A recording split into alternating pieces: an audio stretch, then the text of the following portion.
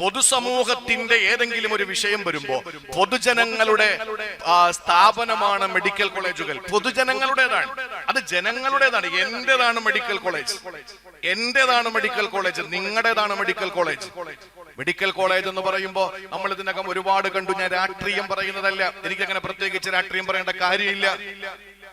രോഗികൾ അരയ്ക്ക് താഴോട്ട് തളർന്നു കിടന്ന രോഗികളെ ബൈസ്റ്റാൻഡർ പിന്നീട് വന്ന് നോക്കുമ്പോ കാലിന്റെ വിരല് കാണാനില്ല, എലി കടിച്ചുകൊണ്ടുപോയി. എവിടെയാ? ഏതെങ്കിലും രാജ്യത്തെ കാര്യമല്ല, തലസ്ഥാന നഗരിയുടെ മെഡിക്കൽ കോളേജിന്റെ ഉള്ളിൽ നടന്ന കാര്യമാണ്. അതുപോലെ തന്നെ കോഴിക്കോട് മെഡിക്കൽ കോളേജിൽ നമ്മൾ കണ്ടു. എന്റെ പ്രിയപ്പെട്ട സഹോദരങ്ങളെ, ഫുട്ബോൾ കളിക്കുന്ന കുട്ടികൾ, ക്രിക്കറ്റ് കളിക്കുന്ന കുട്ടികൾ, പന്ത് മതിൽക്കെട്ടിന്റെ അകത്തേക്ക് വീഴുമ്പോ കുട്ടികൾ പന്തെടുക്കാൻ പോകുമ്പോ കാണുന്നത് കൈയായിരുന്നു. മോർച്ചറിയുടെ ഭാഗങ്ങളിൽ മാറ്റപ്പെട്ട, നീക്കം ചെയ്യപ്പെട്ട കൈ, വിരലുകൾ, കൈ, കാല്, ഇതൊക്കെ കിട്ടുന്നു എന്ന് പറയുമ്പോ നമ്മുടെ സ്ഥാപനങ്ങൾ, നമ്മുടെ ജനങ്ങളുടെ സ്ഥാപനങ്ങൾ എത്രമാത്രം പിന്നിലേക്ക് പോകുന്നു എന്ന് നമ്മൾ ചിന്തിക്കേണ്ടതാണ്. അത് സർക്കാരുകളുടെ വിഷയമാണ്. പക്ഷെ ഞാൻ പറയുന്നത് ഇത് രാഷ്ട്രീയമല്ല. ഡോക്ടർ ഹാരിസ് എന്ന് പറയുന്ന ആള് നമ്മുടെ തൊട്ടടുത്തുള്ള ആളാണ്. വർഷങ്ങൾക്ക് മുമ്പ് എനിക്ക് അദ്ദേഹത്തെ കാണേണ്ട ഒരു സാഹചര്യം ഉണ്ടായി. അതിന് ഞാൻ എന്നോട് ഏറ്റവും അടുത്ത് അദ്ദേഹവുമായിട്ട് അടുപ്പമുള്ള ഒരാളോട് പറഞ്ഞ് എനിക്കൊന്നൊരു അപ്പോയിന്റ്മെന്റ് തരണം, എനിക്കൊന്ന് കാണണം.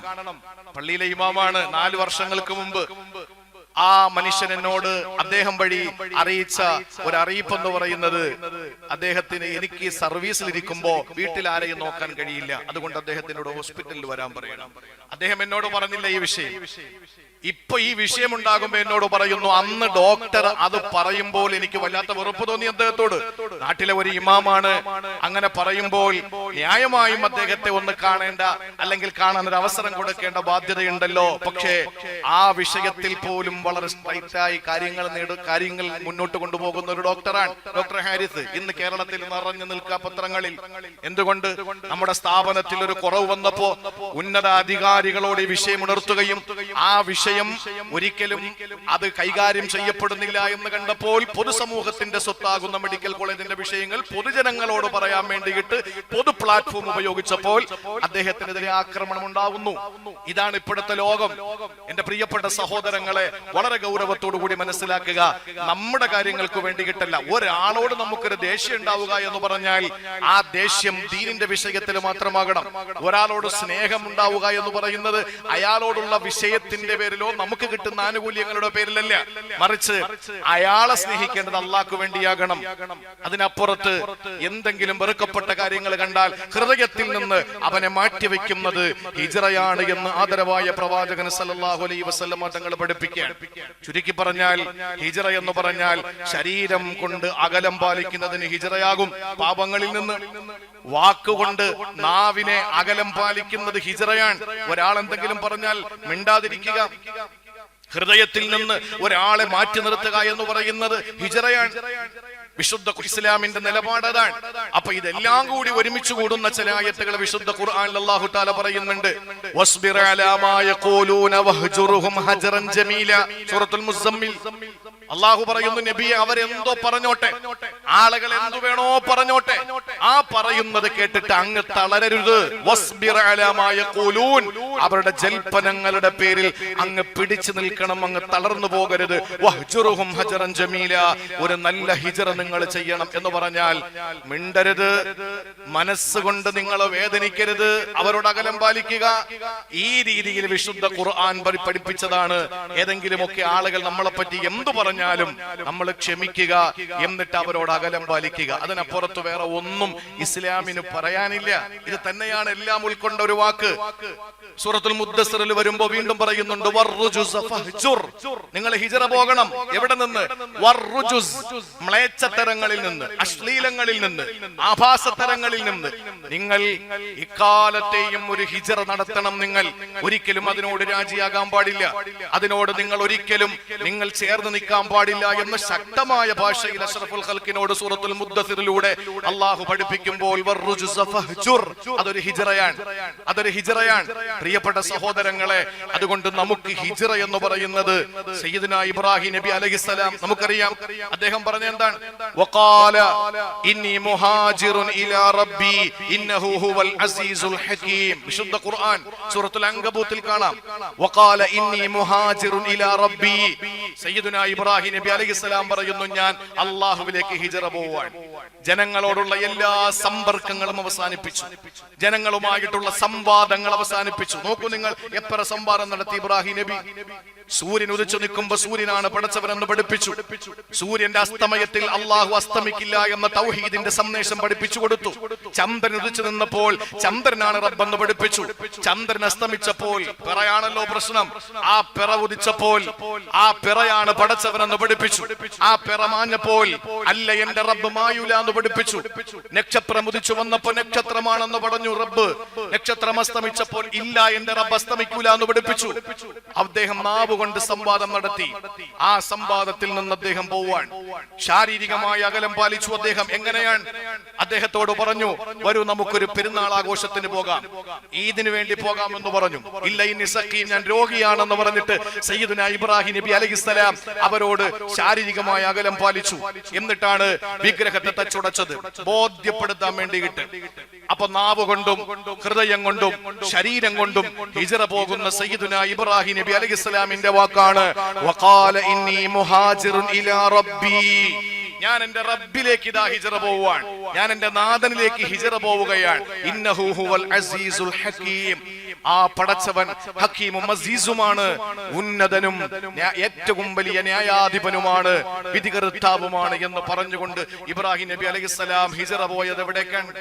ഇബ്രാഹിം നബി അലൈഹിസ്സലാം ജനങ്ങളിൽ നിന്ന്, സംവാദങ്ങളിൽ നിന്ന് അദ്ദേഹം ഹിജ്റ പോയി. അപ്പൊ നമ്മുടെ ജീവിതത്തിൽ ഏത് തിന്മ കണ്ടാലും അതിൽ നിന്ന് മാറി നിൽക്കുന്നത് ഒരു തരത്തിലുള്ള ഹിജ്റയാണ്. ഹിജ്റ ഒരുപാട് പാഠങ്ങൾ നമ്മളെ പഠിപ്പിക്കുന്നുണ്ട്. കേവലം ഒരു ഹിജ്റ, ആ ഹിജ്റ നമുക്കില്ല. നമ്മളുമായി ബന്ധ ഇസ്ലാമിന്റെ ഏത് അമലുകൾ എടുത്തു പരിശോധിച്ചാലും ആ അമലുകൾ ലോകത്തുള്ള എല്ലാ ആളുകൾക്കും ബാധകമാകുന്ന നിലയിലാണ് അള്ളാഹുവിന്റെ സംവിധാനം. അതാണ് പടച്ച തമ്പുരാൻ പരിശുദ്ധ ദീനിന് പത്തര മാറ്റി നൽകി ഇത്രയും ജാജ്വല്യമാനമായ നിലയിൽ പ്രഭ പടർത്തി വിടർത്തി നിൽക്കുന്നത്. എന്തുകൊണ്ട്?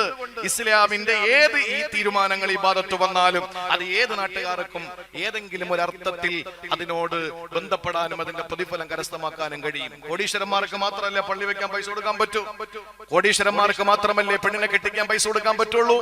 അപ്പൊ പാവങ്ങൾ എന്താ ചെയ്യാ? ആ പ്രതിഫലം അവർക്ക് വേണ്ടേ? അവരോട് പറഞ്ഞത്, നിനക്കൊന്നിനും കഴിഞ്ഞില്ലെങ്കിൽ നിന്റെ മുഖത്തേക്ക് നോക്കിയിട്ട് കൈ നീട്ടുന്നവനോട് നീ ഒന്ന് പുഞ്ചിരിക്കുക, അത് സദഖയാണെന്ന് പഠിപ്പിച്ചു അഷ്റഫുൽ ഖൽഖ് സല്ലല്ലാഹു അലൈഹി വസല്ലം. 2 വെള്ളിയാഴ്ച മുമ്പ് ഞാൻ പറഞ്ഞു, പരിശുദ്ധമായ ഹജ്ജിന് പോകാൻ കഴിയാത്തവർക്ക് ജുമുഅ ഹജ്ജാണ്. ഉമ്മക്ക് ഖിദ്മത്ത് എടുക്കുന്നത് ഹജ്ജിന്റെ കൂലി കിട്ടുന്നതാണ്.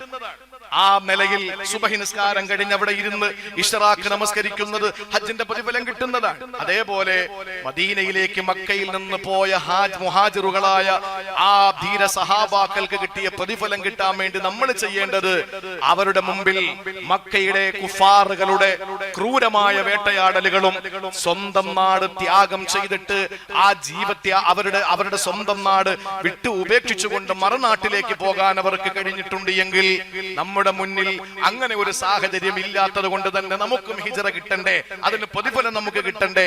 അതിനു വേണ്ടിയാണ് കള്ളുഷാപ്പിൽ നിന്ന് ഹിജ്റ പോകേണ്ടത്, വ്യഭിചാരശാലയിൽ നിന്ന് ഹിജ്റ പോകേണ്ടത്. അതുകൊണ്ടാണ് മറ്റുള്ള എല്ലാ മ്ലേച്ഛത്തരങ്ങളിൽ നിന്നും മറ്റുള്ളവരെ പറ്റി ഫസാദ് പറയുന്നതിൽ നിന്നും നമ്മൾ ഹിജ്റ പോകണമെന്ന് പറയുന്നത്. സാമ്പത്തികമായി, ശാരീരികമായി, മാനസികമായി, വാചികമായി എന്ന് പറഞ്ഞാൽ ഹൃദയം കൊണ്ടും ശരീരം കൊണ്ടും നാവ് കൊണ്ടും നമുക്ക് ചെയ്യാൻ പറ്റുന്ന പുണ്യ ഇബാദത്താണ് ഹിജ്റ എങ്കിൽ ഖുർആനിലെ ഹിജ്റകളെ പറ്റി പഠിക്കുക. അല്ലാഹു നമുക്ക് അതിനുള്ള തൗഫീഖ് നൽകി അനുഗ്രഹിക്കുമാറാവട്ടെ. ആ ഹിജ്റയുടെ സന്ദേശമായി പരിശുദ്ധമായ മുഹറം 9, 10, താസു, ആശൂറ എന്ന പേരിൽ മദീനയിലേക്ക് വരുന്ന പുണ്യ പ്രവാചകൻ ആദ്യമായിട്ട് പരിശുദ്ധമായ ഇസ്ലാമിന്റെ ഏറ്റവും മനോഹരമായ സംവിധാനങ്ങൾ സഹാബത്തിന്റെ ഖൽബിലേക്ക്, ഹൃദയത്തിലേക്ക് അള്ളാന്റെ പ്രിയപ്പെട്ട പ്രവാചകൻ പ്രഭ പരത്തുമ്പോ അവർക്ക് എന്ത് ഇബാദത്ത് എടുക്കാനും ഏത് ഇബാദത്ത് എടുക്കാനും ഏത് അമലുകൾ ചെയ്യാനും അവരുടെ ഒരു താല്പര്യം. മദീനയിൽ വരുമ്പോ മദീനയിലെ ജൂതന്മാർക്ക് നോമ്പ് അന്നൊരു മുഹറം 10 ചോദിച്ചു, നിങ്ങൾ എന്തിനാണ് നോമ്പ് പിടിക്കുന്നത്? ഇന്നല്ലേ ഞങ്ങളുടെ പ്രിയപ്പെട്ട നേതാവ് മൂസായും പരിവാരങ്ങളെയും രക്ഷപ്പെടുത്തിയിട്ട് ഫിർഔൻ എന്ന ഏകാധിപതിയും സ്വേച്ഛാധിപതിയുടെ പതനം, അവന്റെ മുഷ്ക് മുഴുവനും ചെങ്കടലിൽ അവസാനിച്ചു പോയത്.